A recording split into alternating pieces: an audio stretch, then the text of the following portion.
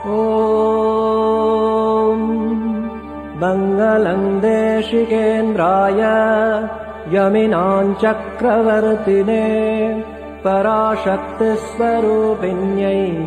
देव्यै भवतु मङ्गलम्।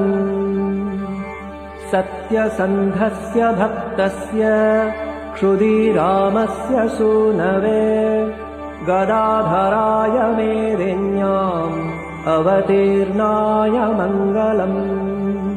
गदाधरसुनाम्ने च भक्त्या वेष्टितचेतसे अनावृतान्यविद्याय मङ्गलं ब्रह्मचारिणे। भवतारणदक्षायाः सन्निधौ दक्षिणेश्वरे अपूर्वकालिका पूजा निरतायास्तु मङ्गलम्।